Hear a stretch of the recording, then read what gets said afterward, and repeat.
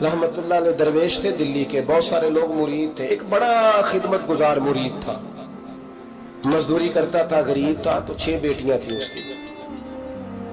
हजरत साहब के पास रोज आके कहता, हुजूर बच्चियों के लिए दुआ करें, अल्लाह कोई असबाब पैदा करे। एक बच्ची की शादी का खर्चा 1000 दिनार है और मैं गरीब हूँ। हजरत साहब दुआ कर देते हैं।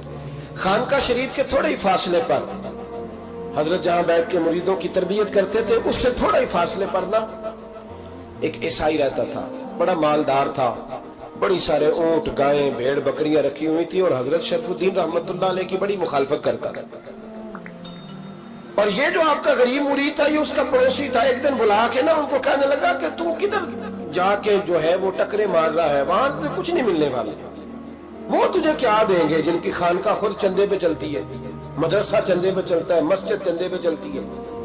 तेरी बेटी का मामला कहाँ हल होगा? तो उस दरवेश ने कहा कि तू मेरे पीर को नहीं जानता, तू अजय मेरा महबूब नहीं डिठा, तो पता नहीं ना, तू इस रास्ते का मुसाफिर नहीं, तू नहीं जानता। उनका बस चले ना तो वो हर कीमत में मेरी बेटियों की शादी करा दे। अब वो ईसाई था, कहने लगा अच्छा चलो ठीक है, अगर इतनी बात है ना तो जाओ उनसे जाके कह दो कि 6 साल के लिए मेरे साथ मुआहदा कर ले, तो मेरे जानवरों को चारा डाल दिया करे, 6 साल ड्यूटी करे, मैं 6000 दिनार दे देता हूँ। वो मेरे साथ 6 साल मेरे जानवरों को चारा डाले, रखते हैं ना आप चारा डालने के लिए, एडवांस पैसे दे के। अब तो लोग उन्हें भी गुलाम ही बना लेते हैं, बड़ी थोड़ी तनख्वाह देते हैं, जुल्म करते हैं, पूरा मुआवजा नहीं देते। हजरत शेख शरफुद्दीन के बारे में वो कहने लगा, जब अपने पीर से जाके कह के मेरे जानवरों को 6 साल चारा डाले, मैं 6000 दे देता हूँ, तू जो कहता है हर कीमत पे जाने को तैयार है। उसने जब ये बात की तो मुरीद ने नाराज हो गया, वो लड़ाई हो गई, गिरबान पकड़ लिया, झगड़ा हुआ, बात बड़ी दूर गई। इस तरह की बात करता मेरे हजरत के बारे में, तेरे जैसे कई मैं वहां काम पे रखा दूं। जब वो बड़ी बहस हुई, बात मोहल्ले में, इलाके में फैल गई, दुनिया ने सुन ली, तो शेख शरफुद्दीन तक भी पहुंच गई। इस तरह झगड़ा हुआ है। लोग सो गए इशा की नमाज के बाद। हजरत साहब ने ना सर पे कपड़ा लिया, उस ईसाई के दरवाजे पे दस्तक दी। वो बाहर आया, फरमाने लगे लोग तो सोच समझ के मुलाजम रखते हैं, तूने भी तो सोच ही लिया होगा, तभी तो मुझे ऑफर की है। तू अपनी ऑफर पे कायम है? वाकई मुझे रख लेगा और 6000 दिनार दे देगा? कहने लगा जा बाबा काम कर अपना। फरमाया नहीं, तूने इतने लोगों में बात की, इतनी बहस हुई, तो कायम है? कहने लगा मैं तो कायम हूं, पर आपने नहीं कायम रहना। फरमाया मैं सोच समझ के आया। उसने कहा आप ड्यूटी करेंगे, भैंसों को चारा डालेंगे? फरमाया एक शर्त, बस जब अजान हो जाए ना तो मुझे रब की नमाज पढ़ने की इजाजत दे दे, बाकी सुबह शाम जो तू कहेगा। अगर उस गरीब की बेटियां ब्याही जाए तो मुझे और क्या चाहिए? उसकी 6 बेटियों का बोझ है उसके सर पे, तू मुझे रख ले। अल्लाह अकबर। वो कहने लगा चले पे मेरे साथ खते बंदगी कर ले। आजकल हम स्टाम्प करते हैं, उस जमाने में खते बंदगी होता था, गुलामी का खत। काजी शहर के पास, यानी उसका ख्याल था कि चलो स्टाम्प की बात करूंगा तो भाग जाएंगे। फरमाया चल मैं तैयार हूं। काजी तक गए, तय हो गया, 6000 दिनार दे दिए। हजरत ने मुरीद को बुलाया, फरमाया पुत्र ये ले जा मेरी बेटियों को रवाना कर दे। कहने लगा हुजूर ये क्या कर रहे हो आप, कुछ सोचे? फरमाया यार जब तुझे बेटा बना लिया तो फिर मेरी पोतियां तो लगती हैं ना, मेरा हक तो बनता है ना। जाके ड्यूटी कर, उनको ब्याह दे। बात फैल गई। बादशाह भी अकीदतमंद था, वो 12000 दिनार लेके पहुंचा। क्या बताऊं इन रब के बंदों का दिल कैसा होता है, क्या दर्द होता है, क्या रंग। 12000 दिनार लेके बादशाह आया और आके हजरत को पेश किए का हुजूर आप दें इस ईसाई को डबल दें और जाए काम करें। आप फरमाने लगे तू पैसे दे, शर्तें ना लगा, मेरा जहां दिल करेगा मैं खर्च करूंगा। मुझे तो मजा ही अब आने लगा है, अभी तो लुत्फ आ रहा है, अभी तो जायका आया है कुछ करने का। पैसे देने हैं तो दे, पाबंदी ना लगा, जहां मेरा दिल करेगा मैं। उसने कहा हुजूर ठीक है रख ले। हजरत ने फजर मस्जिद में पढ़ी, जेब में 12000 दिनार थे। ऐलान फरमाया भी किसी और की बेटी भी बैठी है तो पैसे मेरे पास है। वो 12000 दिनार भी बांट दिया और 12000 दिनार बांट के ना तो फिर चले गए खेत में चारा काटने। उस ईसाई को किसी ने बतलाया कि उनके पास तो 12000 आया है, पर तुझसे जान नहीं छुड़ाई उन्होंने। तो वादा ये हुआ था कि 6 देंगे तो जाएंगे, जब तक देंगे नहीं तेरे घर में काम करेंगे। वो ना चारा काट रहे थे, हजरत साहब तो वहां पहुंच गया, दूर जाके खड़ा हो गया, कहने लगा बाबा پہلے تو میں نے مسلمانوں کے اخلاق سنے تھے، اب تو میں نے دیکھ بھی لیے، پر یہ بتا جب 12,000 آیا تھا جان کیوں نہیں چھڑائی؟ تو حضرت چارہ کاٹتے کاٹتے رو پڑے، فرمانے لگے تو نہیں نہ جانتا یہ بیٹیاں سانجی ہوتی ہیں، پتہ نہیں نا؟ میرے رسول پاک نے تو حاتم تائی کی بیٹی کے سر پہ کپڑا رکھ کے کہا تھا بیٹیاں برابر ہوتی ہیں، تو یہ نہیں پتا جب اس کی 6 بیٹیوں کی شادی ہوئی ہے میرے اندر روحانیت کتنی بڑی ہے۔ فرمایا پھر 12,000 آیا ہے تو 2-4 بچیاں پھر گئی ہیں، تو یہ نہیں پتا میں اندر سے راضی کتنا ہوں، میں تیری نوکری کرتا رہوں گا، پتہ نہیں اللہ کتنی بیٹیوں کو بیاہ دے گا۔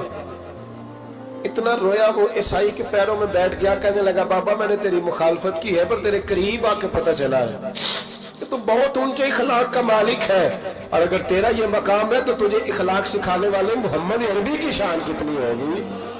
ظالم کی بولیے جاتے نہیں لوگ جھوٹے گواہ بن کے، وکیل صاحب کو نہیں پتا ہوتا کہ یہ بندہ مجرم ہے جو میرے پاس آیا، کیا مجرموں کے وکیل نہیں ہوتے؟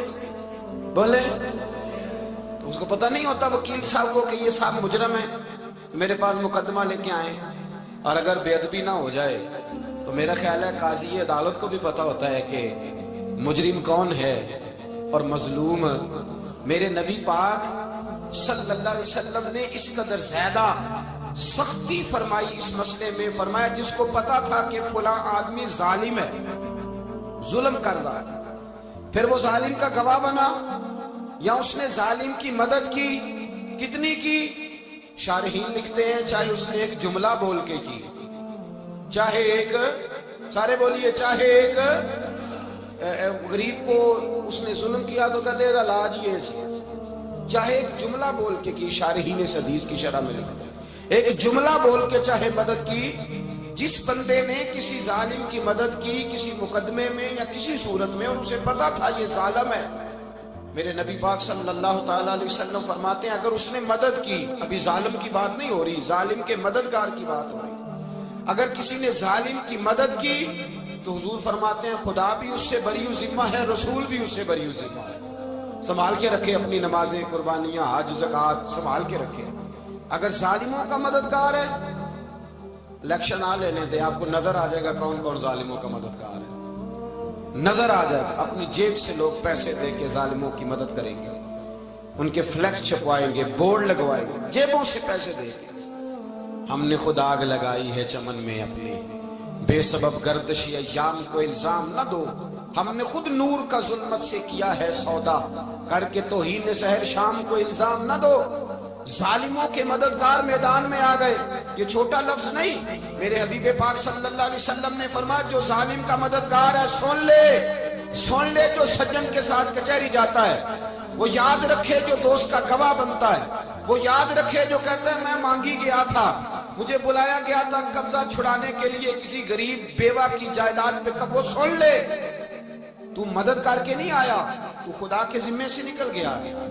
رسول پاک نے فرمایا تیرا میرا تعلق ختم ہو گیا، تو ظالم کا مددگار ہو گیا، پھر تو کہتا میں بے چین ہوں، میں بے قرار ہوں، میں آزمائش کا شکار ہوں، پلٹ کے دیکھ تو صحیح تیرا گناہ کتنا بڑا ہے۔ میرے نبی پاک صلی اللہ علیہ وسلم کا ایک اور فرمان سن لیں، ابن ماجہ ابو داؤد میں موجود ہے، اس حدیث کو آپ نے یاد کر لینا، کر لیں گے انشاءاللہ، سارے کہیے انشاءاللہ، کر لیں گے یاد۔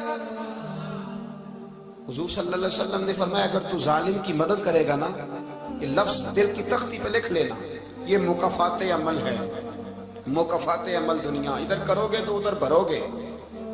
فرمایا اگر تو کسی ظالم کی مدد کرے گا، سن لے حضور کا فرمان ہے، اگر تو ابن ماجہ ابو داؤد سیاہ میں موجود ہے، فرمایا اگر تو کسی ظالم کی مدد کرے گا تو رب تعالیٰ مرنے سے پہلے تیرے اوپر بھی ظالم کو مسلط کر دے گا، تیرے اوپر بھی ایک دفعہ ظلم ضرور ہوگا اگر تو ظالم کی، وہ کسی صورت میں بھی ہو سکتا ہے، کسی صورت میں تیرا بیٹا ہی اٹھ کے ظلم کر دے گا، تو الجھ جائے گا، کسی نہ کسی جگہ تیرے لیے تباہی کا سامان ہوگا، تیرے اوپر ظلم ہوگا، اس لیے کہ تو ظالموں کا مددگار ہے۔ چاہیے یہ تھا کہ تو مظلوم کی مدد کرتا، انسانی ایمانی یقین کا فریضہ سر انجام دیتا، تو ظالموں کا مددگار ہو گیا۔ ٹٹول کے دیکھ لیں، رزلٹ نکال کے دیکھ لیں، ہمارے زمانے میں ظالموں کے مددگار زیادہ ہیں، اتنی لمبی زبانیں نکال کے ظالموں کی مدد کرتے ہیں، بڑے بڑے کالم نویس اللہ نے انہیں قدرت دی لکھنے کی، تو اپنا قلم ظالموں کی مدد میں خرچ کرتے ہیں۔ وہ لوگ جن کو اللہ تبارک و تعالیٰ نے قدرت دی، ہمت دی، طاقت دی، کچھ لوگ ان کے حلقہ احباب میں، وہ اپنے لوگوں کو استعمال کر کے ظالموں کی مدد کرتے ہیں، ظالموں کی مدد کرتے ہیں۔ میرے نبی کریم سید عالم نور مجسم صلی اللہ علیہ وسلم نے فرمایا، اگر تو نے ظالم کی مدد کی تو جب تک تو توبہ نہیں کرے گا رب تجھ سے ناراض ہی رہے گا۔ اللہ تجھ سے، او بھائی جس سے رب ہی ناراض ہو گیا، نہ کھانا نہ پینا نہ سونا نہ جاگنا نہ نیند، پھر تیری ہر چیز تیرے لیے آزمائش ہو جائے، پھر تیرا سایہ بھی تیرے لیے خوف کا سامان بنے گا، پھر زندگی جیتی جاگتی لاش بن جائے گی، تو اپنے کندھوں پر اپنی میت اٹھائے پھرے گا جب تو ظالم کا مددگار ہوگا۔ اور نبی پاک صلی اللہ علیہ وسلم نے فرمایا ظالموں کا مددگار بھی ظالم ہوتا ہے، ظالموں کا مددگار بھی، سارے بولے ظالموں کا مددگار بھی، نہیں کو نہیں، آپ سارے نہیں بولے، ایک دفعہ بولے ظالموں کا مددگار بھی، پکی بات ہے، ظالموں کا مددگار بھی۔ اللہ اکبر، جس کا یارانہ ہو، جس کا دوستانہ ہو، جو کہے میں نے نا اس کو اوکھے ویلے کے لیے ظالم کو یاد رکھا ہوا ہے۔ کبھی مشکل میں رکھے نہیں ہوئے لوگوں نے ظالم دوست، کہتے میں نے رکھے ہوئے ہیں، بلکہ ہمارے دیہات میں تو کہتے ہیں میں نے بازو بنائے ہوئے ہیں۔ کس کو بازو بنا لیا؟ ظالم بھی کبھی بازو ہوتا ہے، جو ظلم کی تلوار لیے میدان میں کھڑا ہے۔ قارون، حامان، فرعون، نمرود کا حال نہیں لوگوں نے دیکھا؟ اپنے زمانے میں آپ نے کتنے لوگ نہیں دیکھے جن کے سائے سے، آواز سے لوگ کانپتے تھے؟ پھر پولیس کی گاڑیوں میں وہ اس طرح مردہ پڑے کہ دنیا نے تماشا دیکھا ان کا۔ یہ رنگ ہم نے دیکھے نہیں اپنے آنکھوں سے۔ فرمایا ظالم کا مددگار بھی، جو کار میں بٹھا کے لے کے گیا وہ بھی ظالم، جس نے چائے پلائی وہ بھی، جس شخص نے کھانا کھلایا وہ بھی، جو کچہری تک ساتھ گیا وہ بھی، جس نے فلیکس کے نیچے، بڑے شرابی کے نیچے چھوٹی اپنی فوٹو لگائی وہ بھی، جو ووٹ کی پرچی ڈالنے گیا وہ بھی۔ کہہ دینا بات نکل کے کہ حضرت صاحب نے سیاسی تقریر کی ہے، کہہ دینا، پر بات تو سچی ہے نا۔ خوگرے حمد سے تھوڑا سا گلا بھی سن لے، خوگرے حمد سے تھوڑا سا بھی گلا۔ امام مالک کے پاس ایک بندہ آیا، اس نے کہا حضور میں درزی ہوں، ایک ظالم بادشاہ مجھ سے کپڑے سلواتا ہے، میں تو ظالموں کا مددگار نہیں نا۔ ایک ظالم بادشاہ مجھ سے، حضور میں تو مددگار نہیں نا ظالموں کا، جو فرمایا ظالموں کا مددگار بھی ظالم ہوتا ہے، تو کپڑے لے کے آتا ہے میں سی کے دے دیتا ہوں، ذمہ داری نہیں۔ ایک آدمی دکاندار ہے، اس سے کوئی بندہ چیز خریدنے آئے گا تو تھوڑی کہے گا میں نے نہیں دینی، تو دے گا۔ کوئی بندہ اگر کسی شخص سے کوئی کام کہتا ہے جو اس کی فیلڈ ہے، اس کا شعبہ ہے، اس کا معاش کا وہ سلسلہ ہے، کہتے ہیں یا رسول اللہ صلی اللہ علیہ وسلم ظالموں کا مددگار بھی ظالم، حضور نے فرما دیا۔ تو امام مالک سے بندے نے مسئلہ پوچھا، دل کی تختی پہ لکھنے والی باتیں ہیں، کہا حضور میں درزی ہوں، ظالم کپڑے سلواتے ہیں، میں تو مددگار نہیں نا۔ امام صاحب کہنے لگے نہیں، مددگار تو وہ ہوگا جو تجھے سوئی دھاگا فراہم کرے گا، تو تو پورے کپڑے سی کے دیتا ہے، تو خود بہت بڑا ظالم ہے، تو پورے سوٹ سی کے دیتا ہے، تو بہت بڑا ظالم خود ہے۔ مددگار تو وہ ہوگا جو تجھے دھاگا دے گا، جو تجھے بٹن دے گا، جو تجھے نلکی دے گا۔ جو ظالم سے اتنی نفرت، ظلم کر کے بندہ آئے، یہاں تو ہمارے زمانے میں ہیرو بن جاتے ہیں لوگ، ظالم ہیرو ہے، لوگ اس سے ڈرتے پھرتے ہیں، گھومتے پھرتے ہیں، اور بہت سارے کم مزاج لوگ اس کے پیچھے ہاتھ باندھ کے پھرتے ہیں۔ ظالموں کی مدد کرنا، ظالموں کے ساتھ رہنا، یہ ظلم ہے، ظلم، یہ زیادتی ہے۔ میرے نبی پاک صلی اللہ تعالی علیہ وآلہ وسلم نے ارشاد فرمایا، یاد رکھو رب فرماتا ہے میں مظلوم کی مدد ضرور کروں گا، چاہے جلدی کروں چاہے دیر سے کروں، میں مظلوم کی مدد۔ اور حضور صلی اللہ علیہ وسلم نے فرمایا ہے، حضرت معاذ بن جبل کہتے ہیں حضور نے مجھے یمن کا گورنر بنایا، جب میں جانے لگا نا تو حضور نے بڑی نصیحتیں کی، بخاری میں موجود ہے، فرماتے ہیں جب میں پلٹنے لگا تو میرے رسول نے فرمایا معاذ ایک منٹ ٹھہر جا، ایک بات میری یاد رکھنا، اس کو نہ بھولنا۔ کہا حضور کیا؟ فرمایا دیکھنا کسی پہ ظلم نہ کر بیٹھنا، کہیں تجھ سے زیادتی نہ ہو جائے۔ محبوبہ پھر حضور نے فرمایا سن میرے معاذ، میں تجھے گورنر بنا رہا ہوں، زیادتی نہ کر بیٹھنا۔